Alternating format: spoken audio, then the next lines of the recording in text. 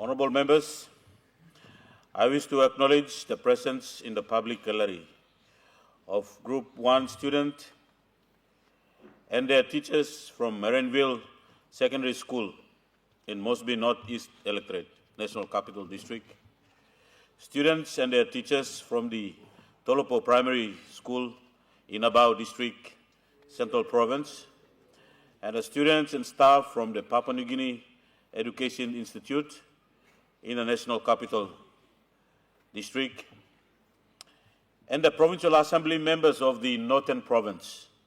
On behalf of the Parliament, I extend the visitors a warm welcome.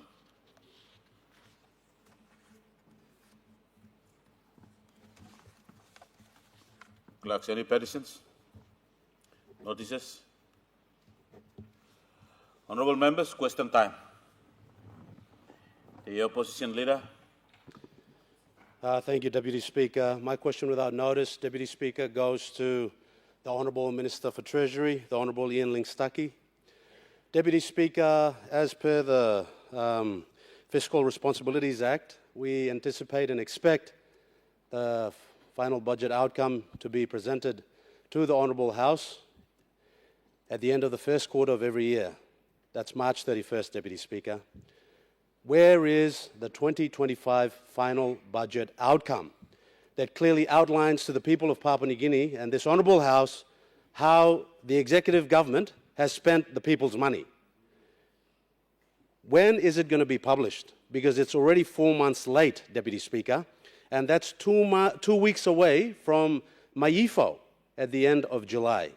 We want the Treasurer to explain to the House when we can expect him to bring these reports to the floor for debate, discussion and deliberations, because they're so important to tell the country how this executive government has spent the people's money. Thank you, Deputy Speaker. Honourable Treasurer. Thank you, Mr. Speaker. I thank the Opposition Leader for his pertinent question. The FBO will be tabled at the next session of Parliament in August or September this year. Thank you. The Honourable Member for Abao. Thank you, Deputy Speaker. My question without notice is directed at our Prime Minister.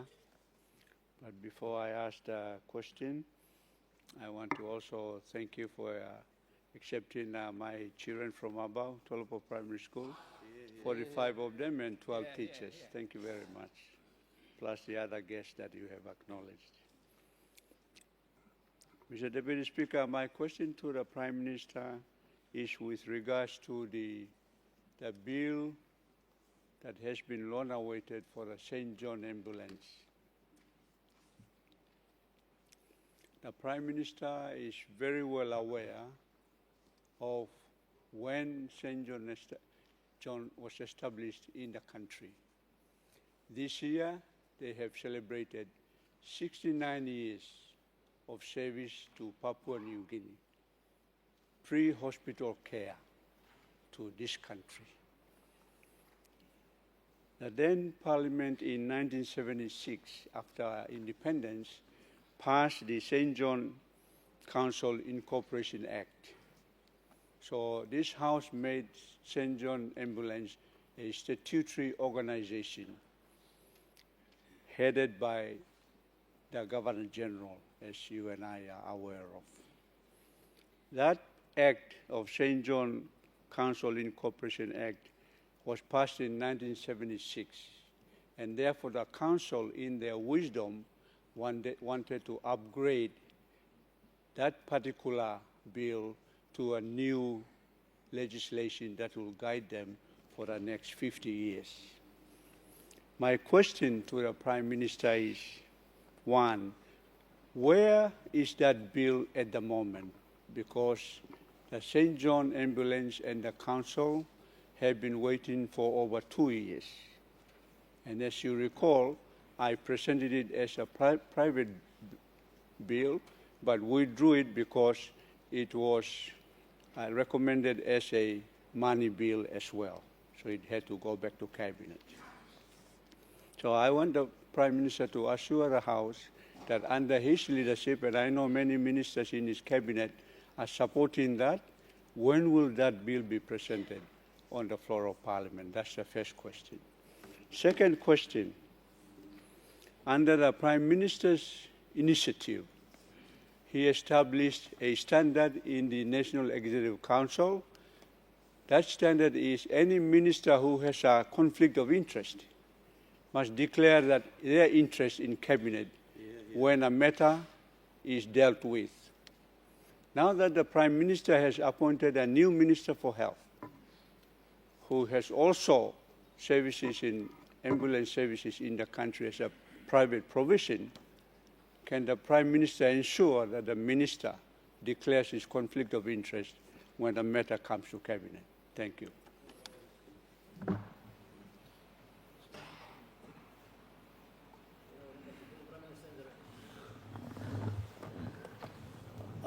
Honorable Prime Minister, we have a point of order from the Minister for Health, so let me have his point of order. Minister, what's your point of order? Thank you, Mr. Deputy Speaker. The good member for Abao is well aware that we have been working on a national ambulance service bill that will put the legal framework and structure in which all ambulance service providers, including St. John's, will work under. And so I think this question is a politically motivated question to put the Prime Minister on the spot. Honorable, he's fully aware of this. Honorable Minister, your point of order is out of order. I'll allow the Prime Minister to respond to the point of order question. All right. Thank you, Mr. Deputy Speaker. I want to prefix my reply by acknowledging students amidst us, primary school students from Abao, our high school students from one of our good schools in our country, and Marinville. Keep up the good job, and also our colleagues for our teachers who come for in-service to ensure they are properly skilled. We acknowledge them in our midst. Now, leaders from Oro Province, thank you. Oro, thank you, Ripla Kamlo, Bigpla, Kibung House, Pla Yumi, Amaslo, Lukim Yipla, Siranlo, Public Gallery. Mr. Deputy Speaker, I thank the member for Abao for raising an important issue on St. John Ambulance. St. John Ambulance has been around since 1959, if my memory is not wrong. It's a important service that they have been giving to our country. We will not stand in the way of that, their presence be diluted. I want to give full assurance in September sitting. We reconcile all these issues that the money bill issue, etc. They deserve to be supported by state to run as standalone ambulance services linked to our public service system. So our fullest assurance to you, no conflict of interest whatsoever will stand in the way of St. John Ambulance being given the role, support, prominence. They've been serving our country faithfully. And I want to place on record this Parliament's and my personal appreciation role of St. John Ambulance in our country. And so I don't think we must dilute their presence. Whilst the overall ambulance service policy is being worked upon, St. John's Ambulance deserves a fair go on its own on the merits of their current services. So we reconcile all these things. I instruct through this question the Health Minister and the Health Department to work in total haste, reconcile. The bill has been sitting in Parliament corridors for a long time. I thank yourself for the sponsor of the private members bill, and I thank you for understanding. With money implication, government must take carriage of this bill, and so we'll take carriage of this bill to make sure it is delivered at the earliest. We target September before we go out for September 16 into our 51st year. Some of these things must be given proper context, and what a fitting way to recognize St. John Ambulance in our passing into 51st, that the place is not diluted. Thank you, Mr. Deputy Speaker. Governor for Oro. Thank you, Mr. Deputy Speaker. My questions or series of questions are directed to the Minister for Works. And they're in relation to a subject that causes some confusion in my province. And so I hope that this answer that he will give will help clarify for the people of Oro the issues in relation to the TSSP program in my province. My questions are as follows. Can the Minister explain who is responsible for the awarding of contracts under the TSSP and confirm that the provincial government has little to no influence as to how those contracts are issued? Can the Minister also explain who is responsible for carrying out the inspections as to the work carried out by the contracted companies, and explain exactly which of the stakeholders are responsible for what aspect of those inspections? Can the Minister also clarify that an agreement has been reached between the PNG government and the Australian government for the sealing of the Kokoda Highway from Mbara to Kokoda, which is about 47 kilometers? Mr. Deputy Speaker, this is to clarify for my people, many of whom are confused at home as to exactly who is responsible and tend to blame the provincial government and the DDAs for work that they are not responsible for. Thank you, Mr. Deputy Speaker. The Minister for Works and Highway. Thank you, Deputy Speaker, and I thank my good Honourable Governor for Oro for this very important question. And before I do take an opportunity to respond, I also want to acknowledge our students and all our distinguished guests this morning in the chamber, and in particular to my mother's people of Oro, representing the Provincial Executive Council. Oro, Oro, Oro, Oro. Governor, thank you for providing opportunity for our leaders to be here. Good luck question, let me ask him, so I will try to reply in Pidgin for the benefit of the many throughout the country that understand or hear about TSSP, the Transport Sector Support Program, for better clarity.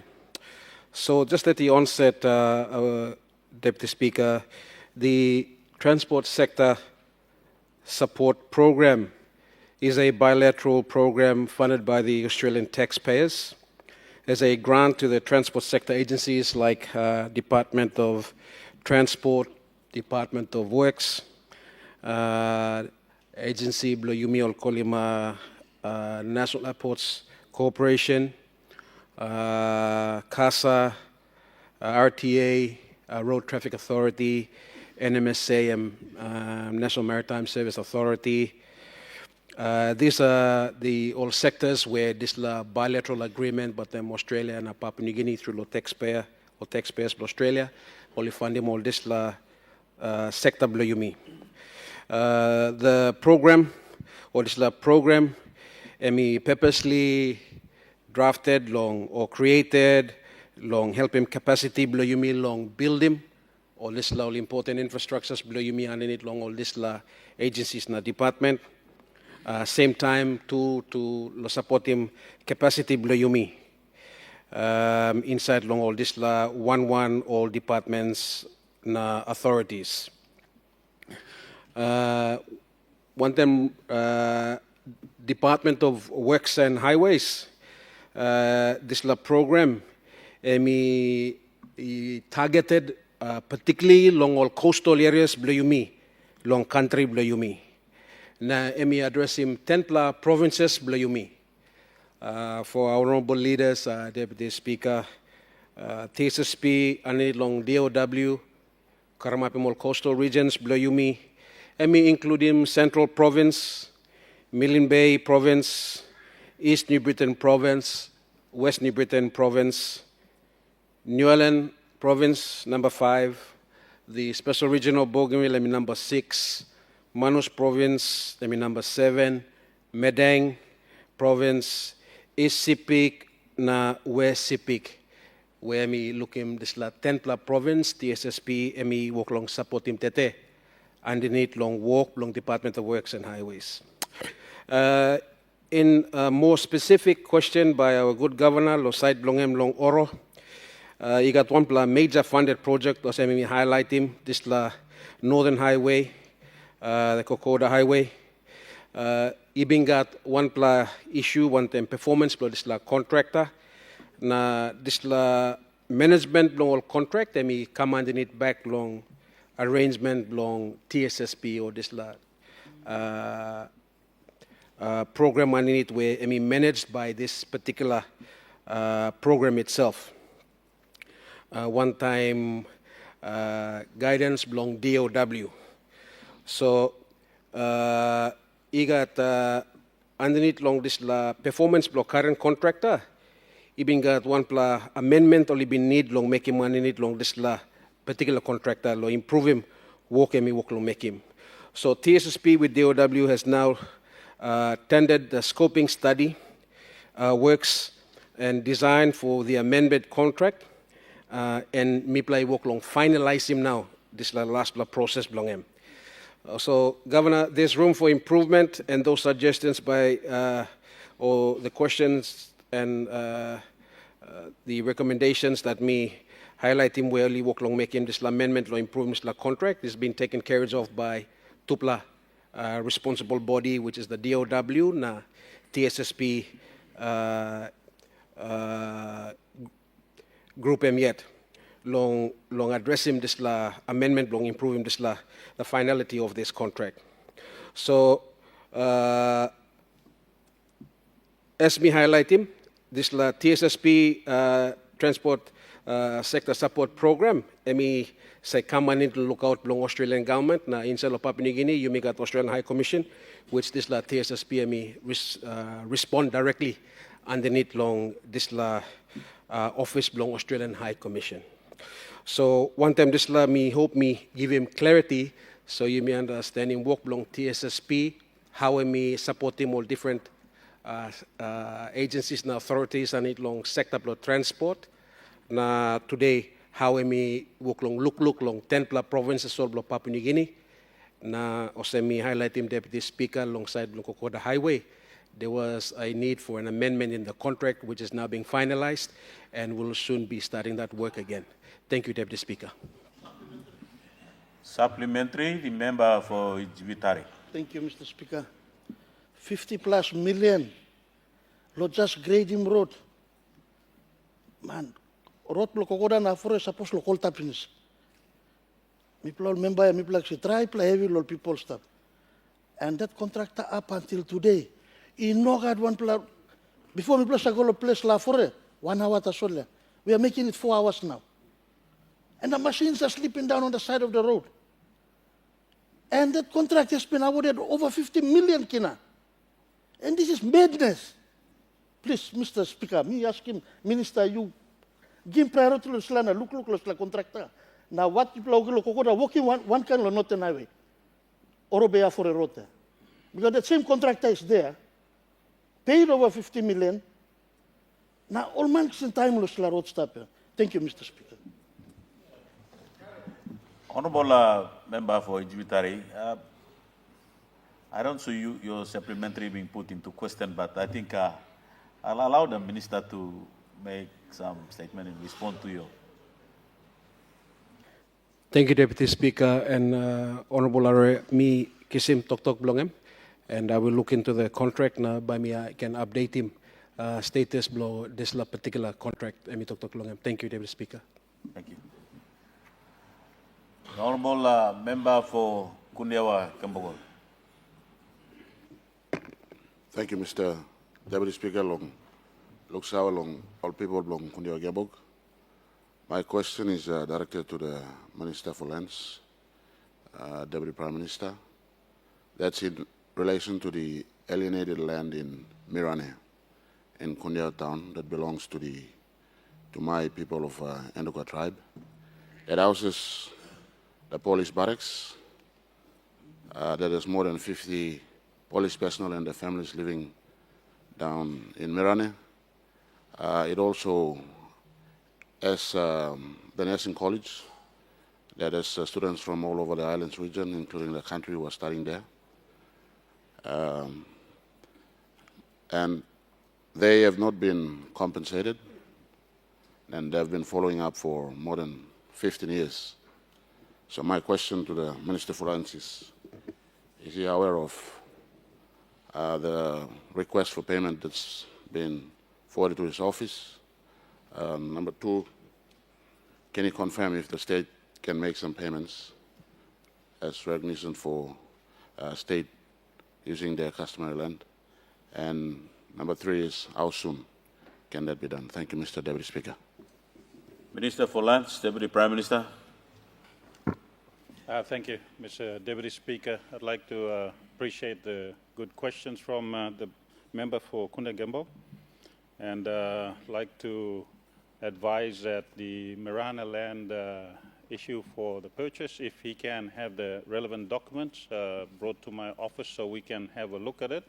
We had some discussions prior to him not being available due to a court case, between him for the Court of Disputed Returns for the elections. But now that he's back in Parliament, we can continue those discussions for the development of the Marana land. And part of it can also be the to try to resolve the issue and the background on the acquisition of the Marana land. So my office is open, Mr. Deputy Speaker, if the good member can approach my office with the necessary documents and we can discuss and resolve that issue, please. Thank you. Member for Siasina Yangumo. Yes, thank you. Me like asking one black question lo El Nino na natural disaster na batia but minusa usat minister blo natural disaster. The Prime Minister. Okay. So me by asking lo Prime Minister. So this week lo Monday Prime Minister I talk lo newspaper also any disaster relief law, this la El Nino na dry season na olga this la consequences blame. Me pla member can manage him law DSIP na governor can help him law PSIP na kind of same, which is okay. Me pla one bell. Question blow me also ma enough law and can also work at front loading. This la DSIP say about 3 million per district. Now, maybe 5 million per province. Mipla by using once Mipla Saulo number of money land blow Mipla by Mipla working plan. And then Mipla by respond.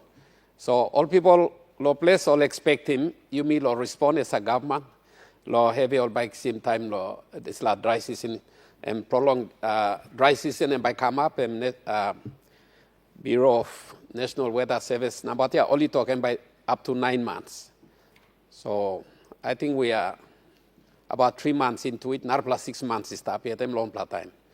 So I'm affecting all people. All I'm asking is you can front load him.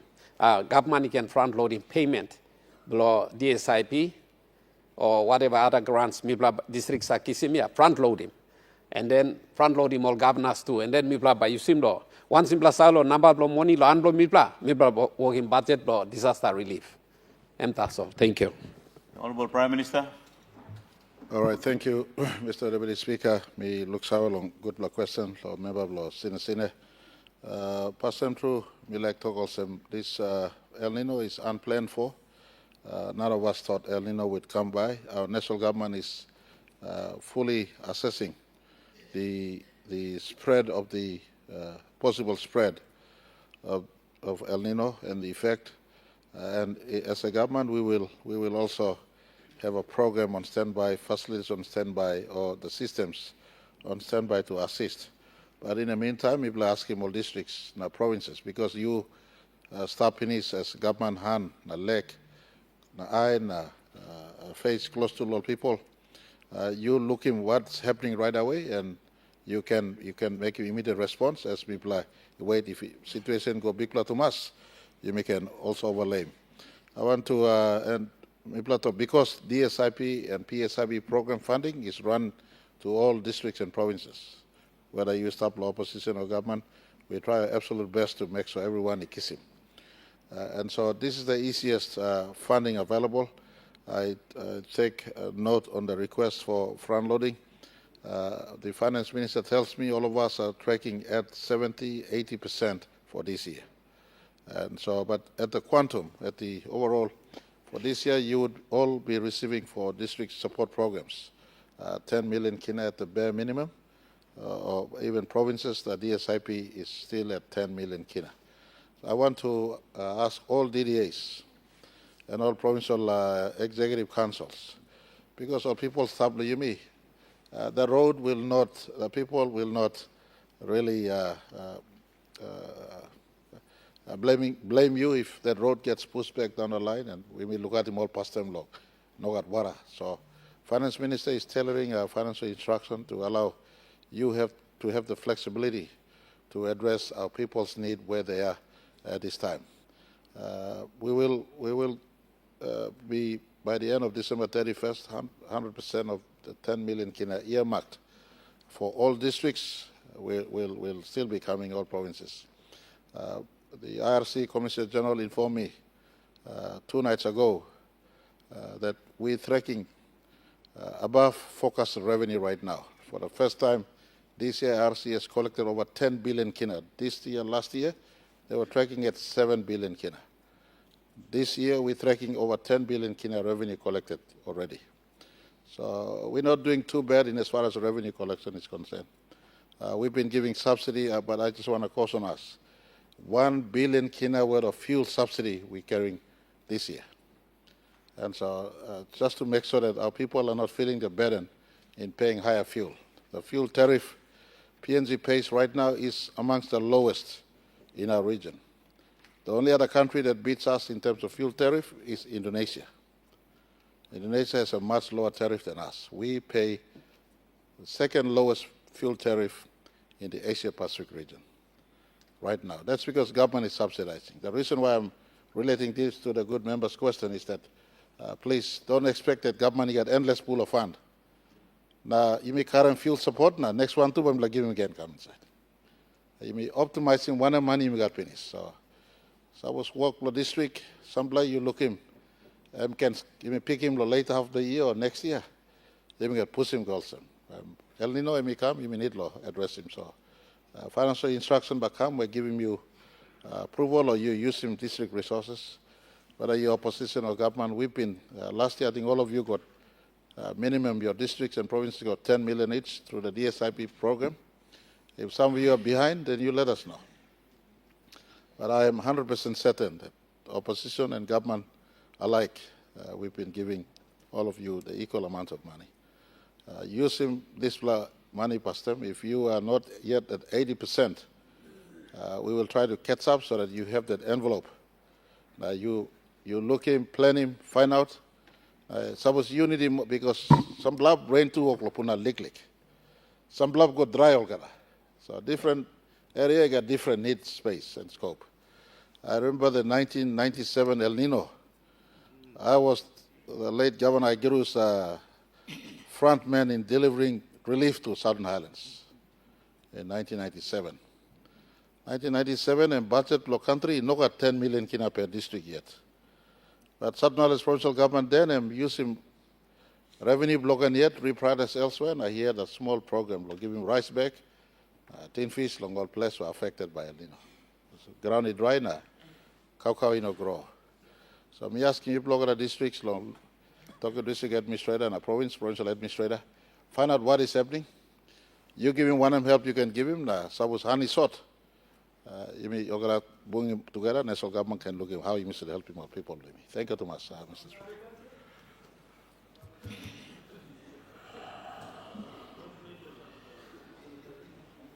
Thank you, Governor, for letting your colleague to give. So it's easy for me now to ask member for not fly for your supplementary.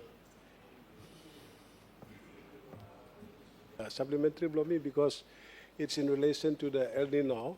I just want to give you a brief background of my district situation, then I'll ask my question.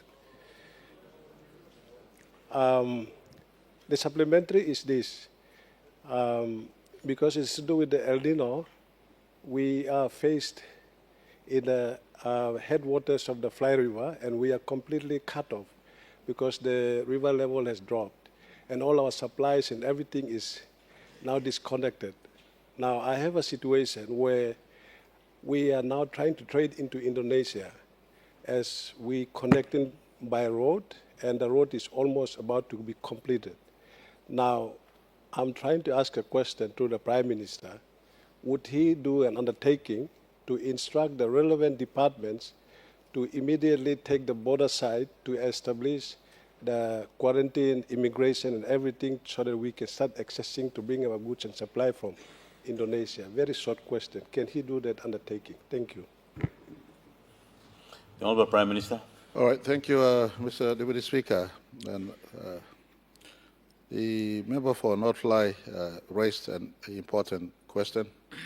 And if he could also acknowledge the national government's role in that road construction that is going to approaching Binge, from Binge, Alispit to the other side of the border. We have initiated this project. We will complete this project. And this road is important. All state agencies will go. It is for the benefit of the rest of our country. It is a very important access to Indonesia we're punching right now in the center, west of our country.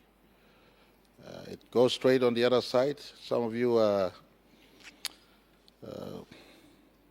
grew up listening to a song about a town on the other side. That town just slips in my mind right now. On the other side, they have road that runs all the way on to the opposite ours. We run on the other side, and then we can go down and come off Merakwe.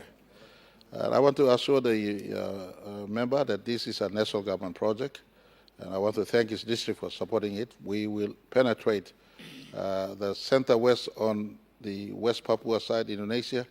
Indonesian embassy here has been asked.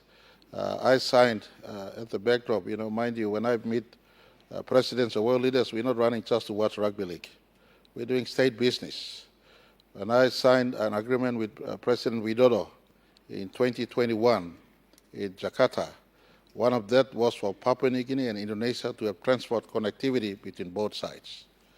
That's why when Pope Francis visited us last year, West Papuans and Christians on the other side were able to come to Vanimo driving from Jayapura in using their own car. That same access we'll do in the center west part of our country, direct a little bit above Kinga, he knows that area. We'll go across on the other side, and then Oktedi or those at the central part of Western Province and West Sepik can then have access to supply. They have an equivalent to Fly River on the other side, a big river also on the other side, but for them, road runs from that side all the way to Merakwe. And Oktedi wants to access that road access, so we're opening road back in the center of our country to Indonesia, West Papua. I give assurance to the minister, I beg your pardon, the SADO minister, member for North Lai, that will be done.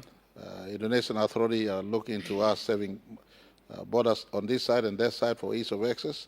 So if Fly River goes down, we could be accessing services out of Merakwe or Daru from the south side through that path. Thank you, Mr. Deputy Speaker.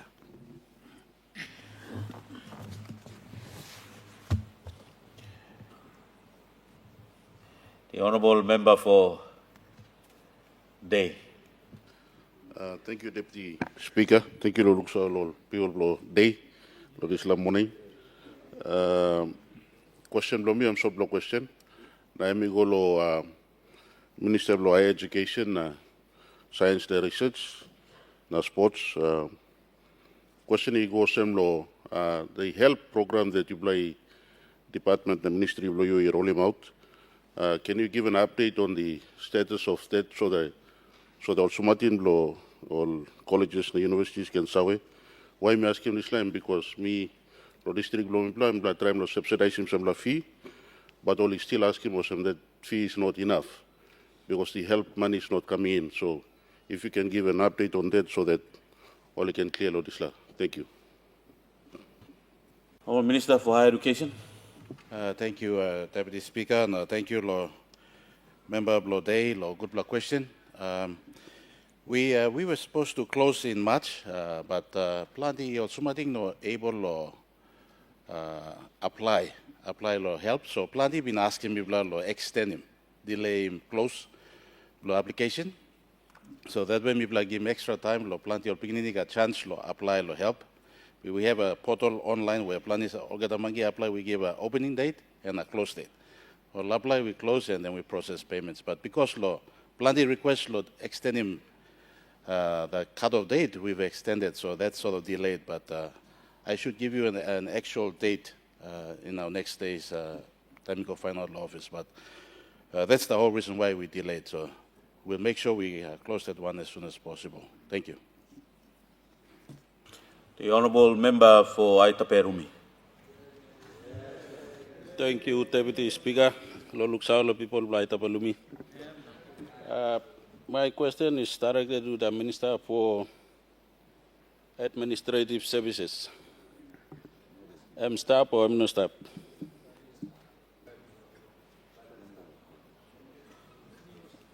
Me like raise question go lem so me la straight lo mouse lem so I cannot direct to any minister or even prime minister.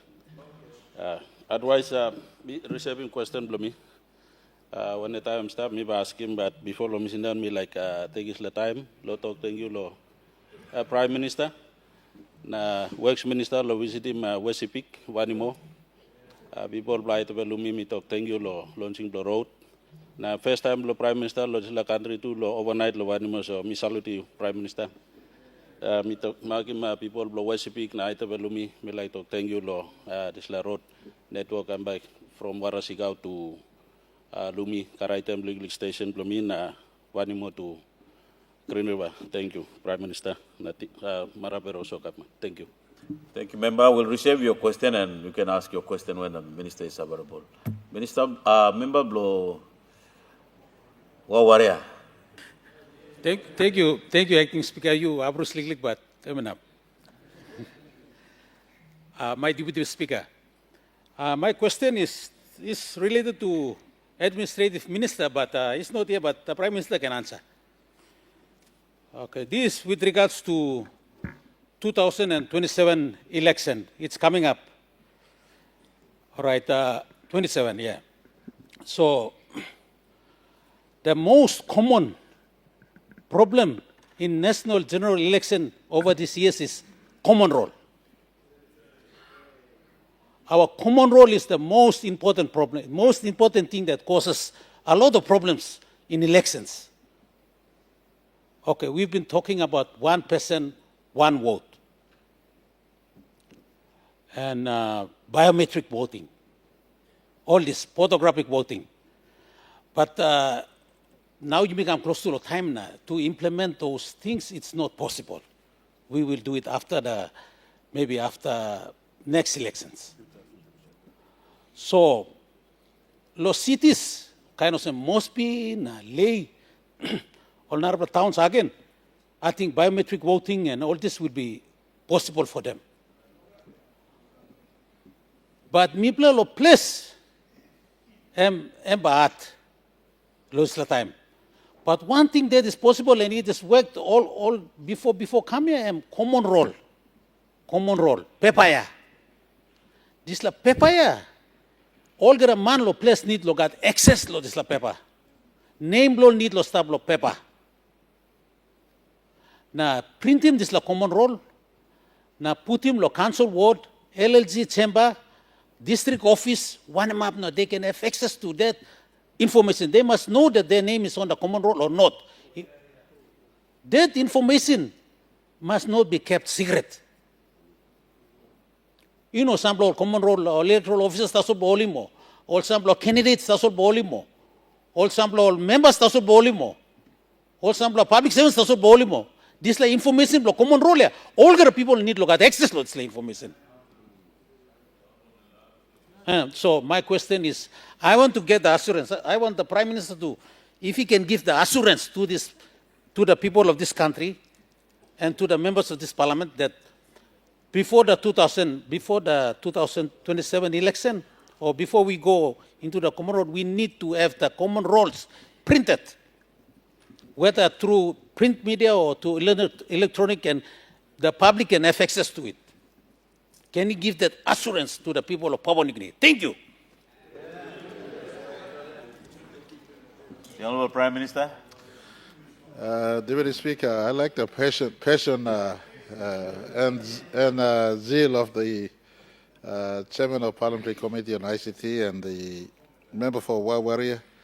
He's also doing a lot of good job, and I commend him for the road he's driving, pulling all the way Right now, we're almost into Garana Station, and if we carry on this road, it will come out to Sohe and link up with Kokoda Highway.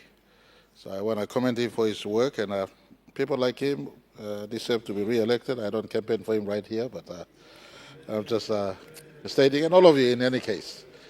I want to give full assurance. I think one of the reasons why the Electoral Appointments Committee appointed the current Electoral Commissioner, Dr. Haley, and without divulging so much into the privacy of the Electoral Appointments Committee, but it was a transparent process. The opposition leader is a senior member of that committee, and we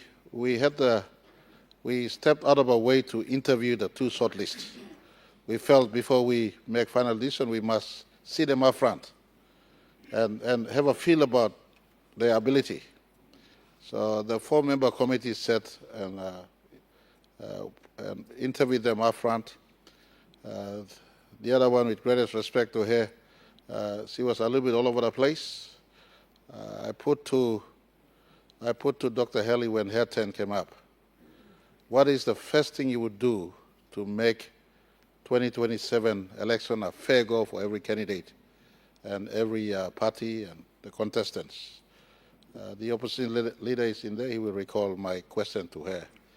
And the first response he made was putting up a transparent common roll for everyone to scrutinize. The common roll must be, the first thing I would do is common roll to be there for everyone to see whether their name is on the roll or not. And so that for me stood out big in her favor. She had clear strategy in place. I asked her a second question. It's a job that comes with a lot of name smearing. Why do you want this job? And she said, I've been writing about PNG elections for the last 30 years.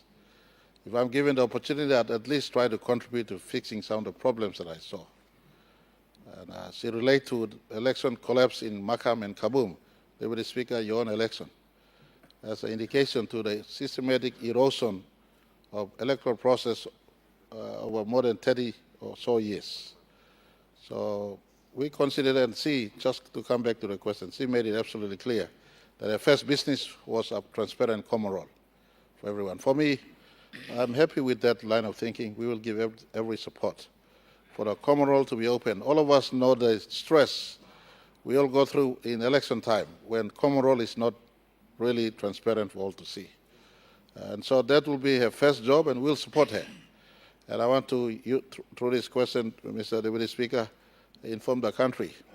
Every candidate, it is also your business to assist the process in a transparent common roll.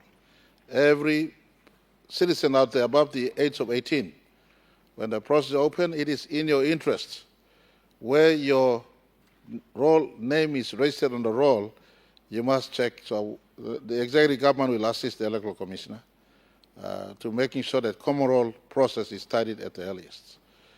Even if we fall short of a ID voting in 2027, we will give our very best shot to make sure the integrity of common roll is not questioned.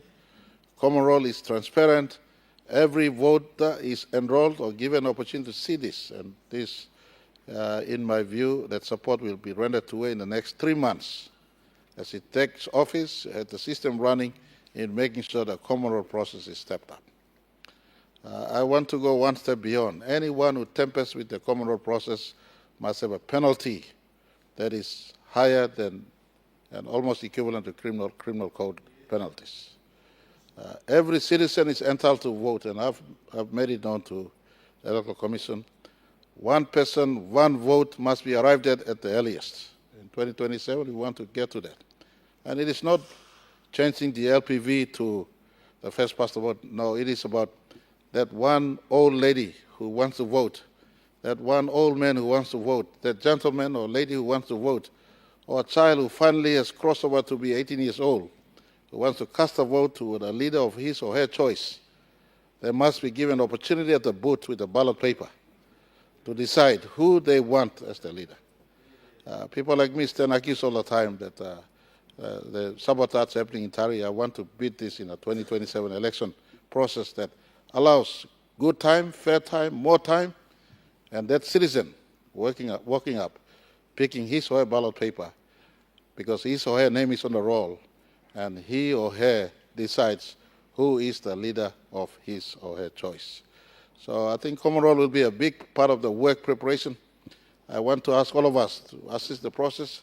Councillors who are now on payroll, you know your people, you assist in the ward common roll updates. The starting reference point would be 2022 common rolls, getting out there publicly. So the 2022 common roll out publicly will measure against the, although there are two distinct roles, the census, population census data and the common rolls. So please get yourself aware of the activity that will take place.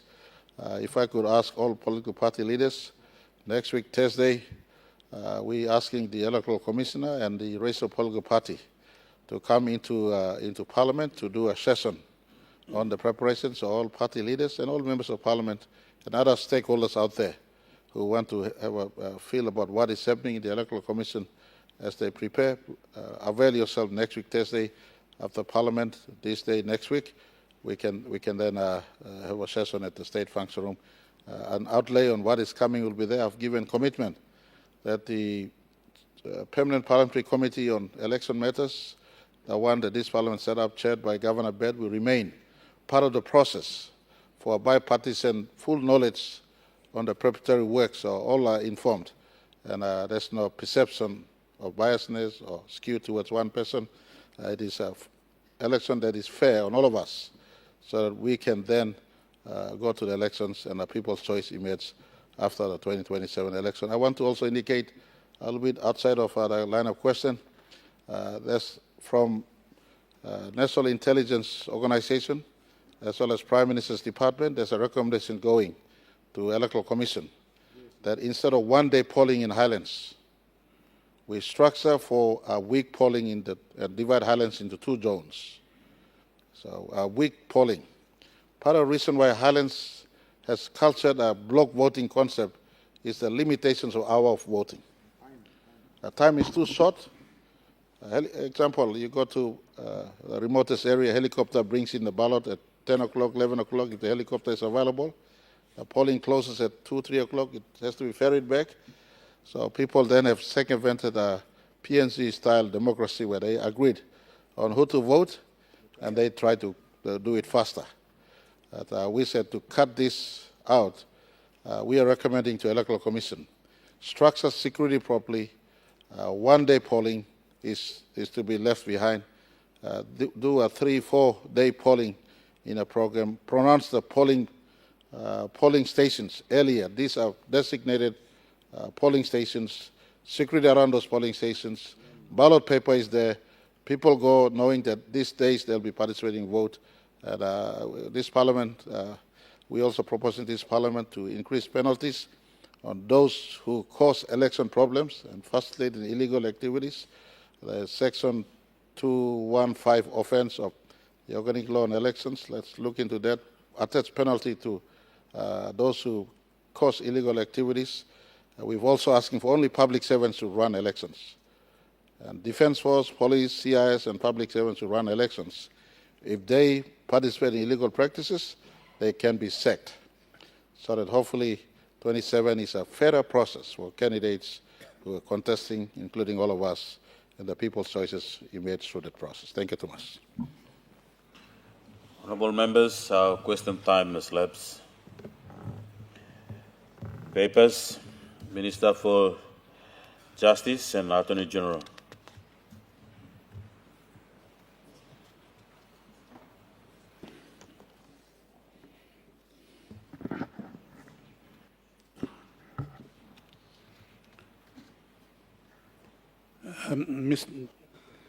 Thank you.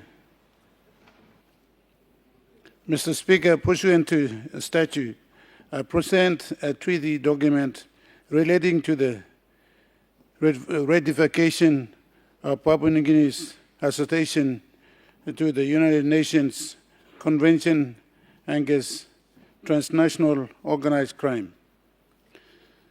Mr. Speaker, I ask the leave of this Parliament to make a statement in connection with the treaty document. Is leave granted? Make your statement, Minister.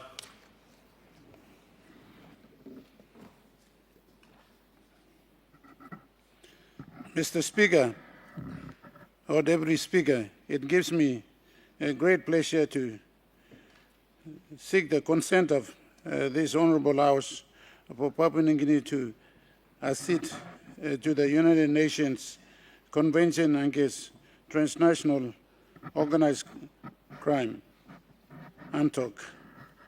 Mr. Speaker, the ANTOC was adopted by the United Nations General Assembly on 15th November 2000, but the resolution 55/24.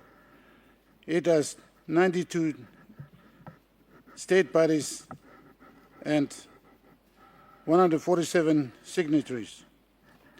PNG is among 9 member states that were not parties to the ANTOC. The ANTOC is further supplemented by the protocols. At this stage, PNG intends to accede to the ANTOC and not to any other protocols. Mr. Deputy Speaker, the ANTOC was developed to combat organized crimes and such as money laundering, drugs and arms smuggling, trafficking in persons, people smuggling, wildlife trafficking, artifacts smuggling, maritime piracy,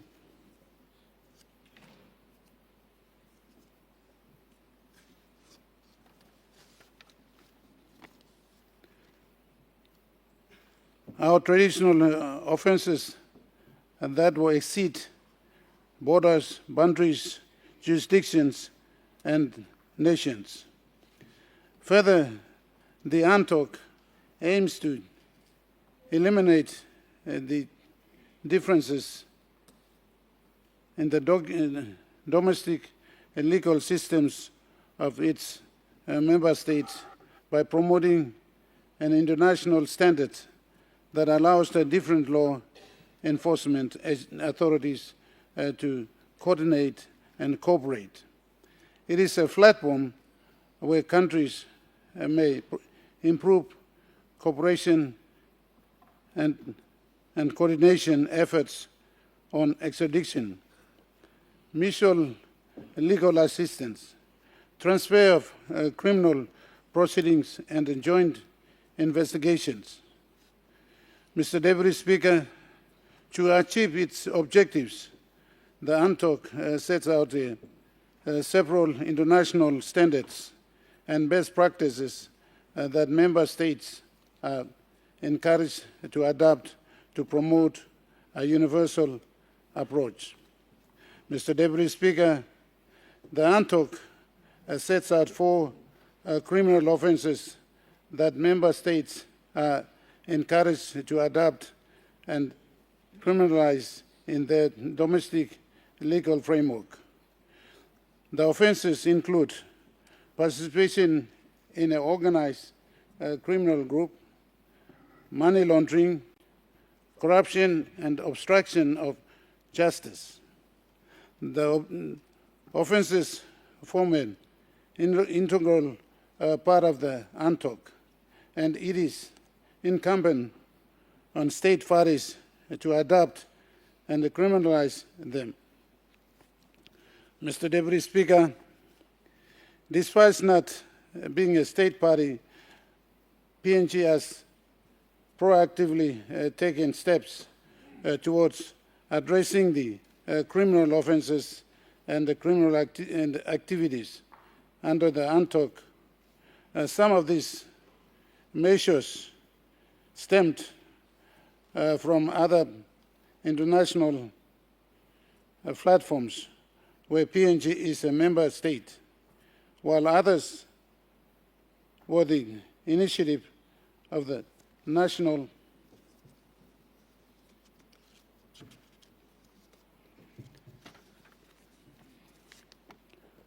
government to address the growing trend of transnational organized crimes and organized criminal groups in the country.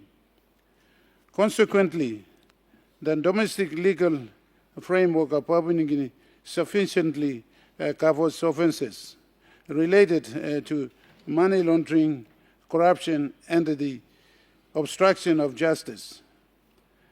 3 of the 4 offenses under the ANTOC are sufficiently captured by the existing laws of PNG.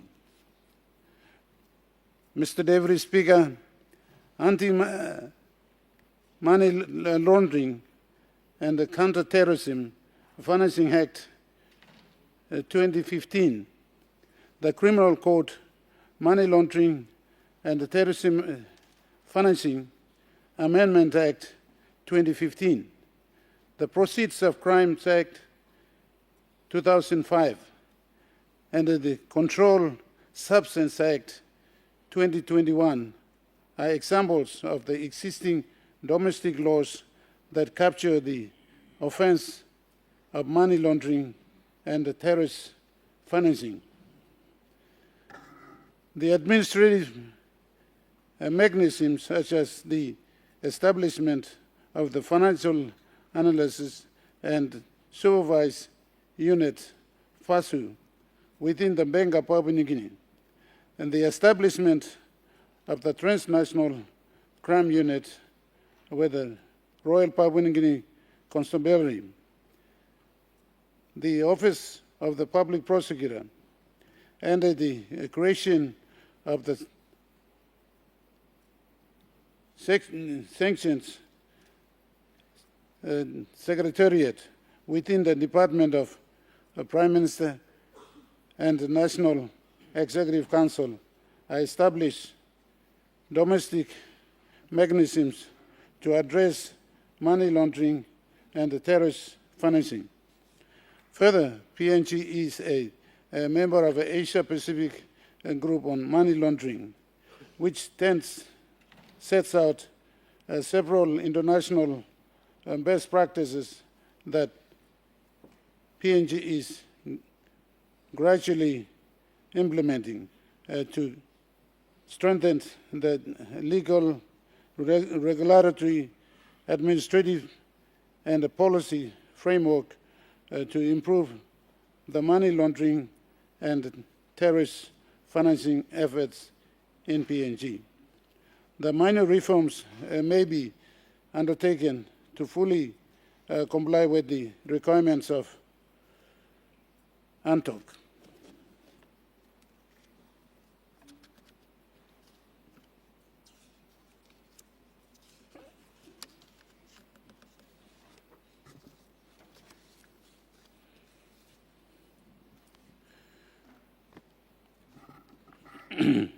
Due to the transnational elements of organized crimes and organized criminal groups, the ANTOC provides several mechanisms for member states to facilitate effective and efficient international cooperation and coordination. Mr. Deputy Speaker, the Mutual Assistance in Criminal Matters Act 2005 and the Extradition Act 2005 sufficiently provided for international cooperation and coordination through mutual legal assistance and extradition. The Central Authority for International Crime Cooperation within the Department of Justice and Attorney General is implementing this mandate. The international coordination and the cooperation platforms provided under the ANTOC may complement the existing legal framework by expanding its scope of application. Under the current framework, extradition is limited only to Pacific Island Forum countries and other countries with which PNG has an extradition treaty. The UNTOC may be a platform where extradition may be facilitated beyond the scope of the current framework. The members' mechanisms for cooperation and coordination are further supplemented by the respective state agencies' existing affiliations with international bodies and treaties, where they seek assistance to implement the respective mandates. Mr. Deputy Speaker, the UNTOC promotes training and other technical assistance for member states. These trainings and the programs are geared towards developing the necessary capacities of the local law enforcement agencies to combat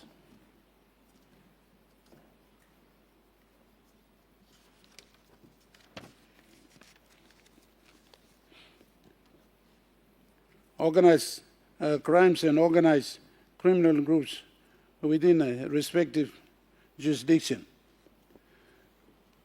Proper training and capacity building may ensure a proper investigation, a proper preservation of materials with evidentiary value, prosecutions, international cooperation, and assistance in investigations and joint investigations, and the proper facilitation of mutual legal assistance and extradition request.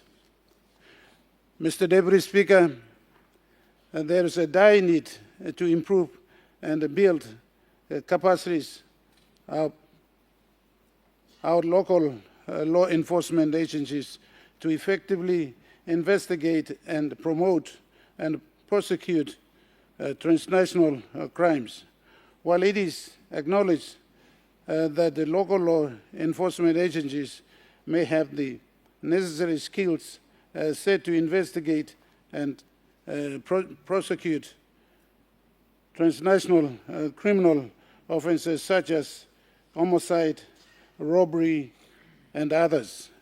There is a lack of technical capacity and the required infrastructure to investigate and prosecute transnational criminal offenses. Mr. Deputy Speaker, organized crimes are perpetrated by well-organized and well-resourced criminal groups. Further, the criminal offenses committed by organized criminal groups have transnational elements and therefore are complex and they extend to other jurisdictions, financial and legal institutions. Conducting investigations, in evidence collection and prosecutions requires specialized skills and training. Mr. Deputy Speaker, the UNTOC could be a platform where much needed training and other capacity building assistance may be provided for our local law enforcement agencies to build their capacity.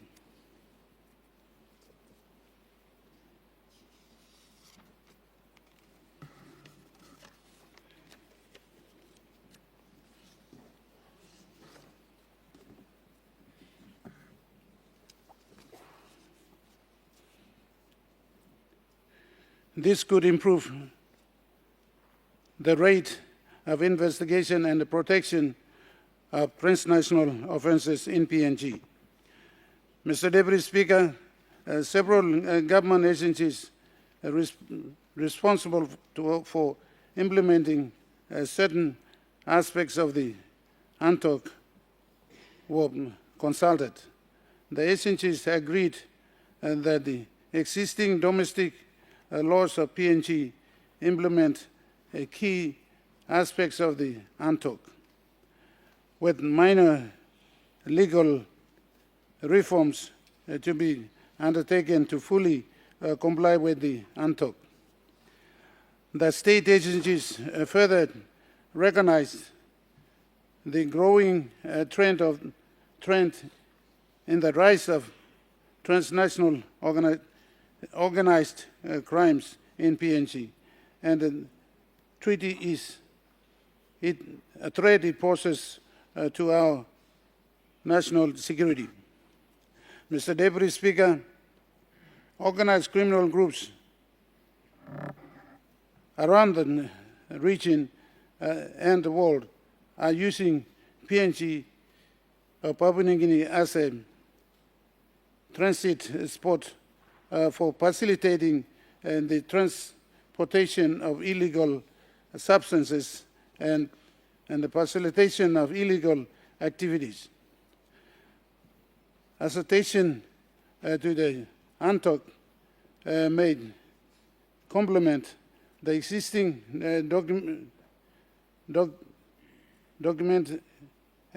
domestic efforts to counter transnational crime, and may further provide avenues for local law enforcement agencies to seek assistance from international counterparts to combat organized crime and organized criminal groups.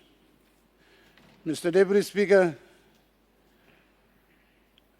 during the consultations, the state agencies agreed that PNG may accede to the ANTOC with reservations on the following articles. Article 17 deals with transfer of sentenced person. Article 21, transfer of criminal proceedings. Article 24, protection of witnesses, and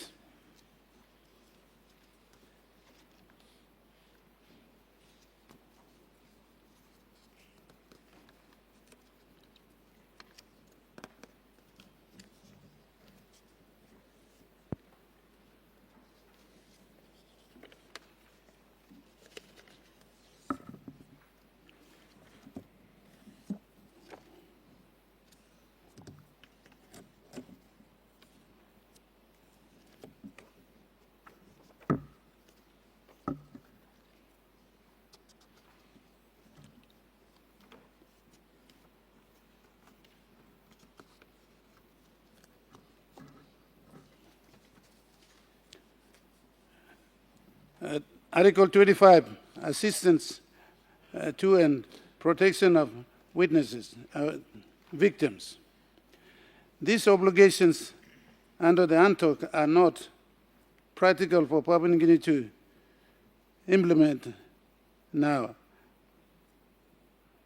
as there is no legal basis and in administrative mechanisms. PNG may withdraw the reservations in future when the necessary mechanisms are established to facilitate those obligations under the ANTOC.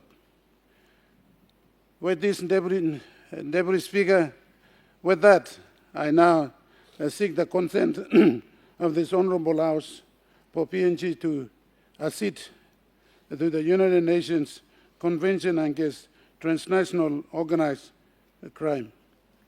Thank you.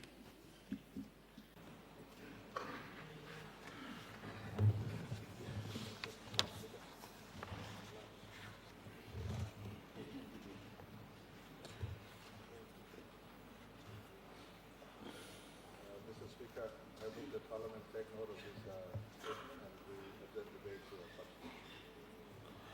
to a The question is that the motion be agreed to. Those in favor say aye. Those against say no. Ayes have it.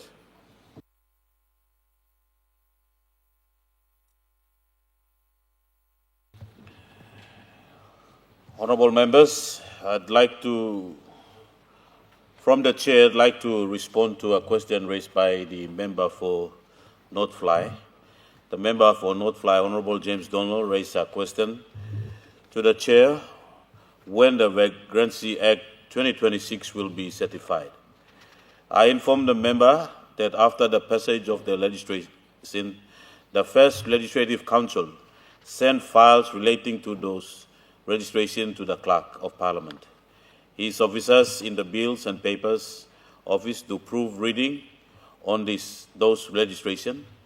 After all checks are completed, they are printed, and the Speaker and the Clerk both sign them.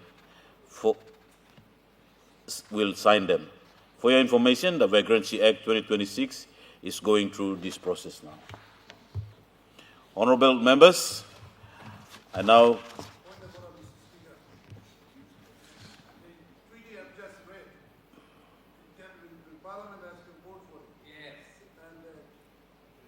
process has not completed.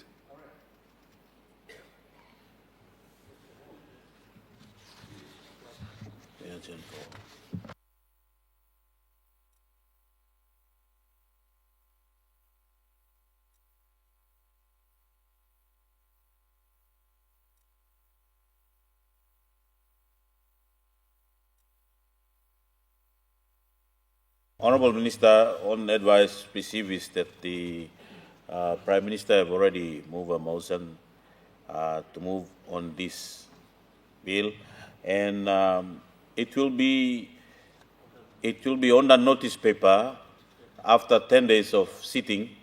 It will be brought forward for the third reading. The certificate will be issued. Of ratification will be issued. That the voting will take its session. Honourable Minister, I assume you to sit while I do clarification from here. Thank you. Honourable members, I now suspend Parliament for lunch. Parliament resume at 2 o'clock.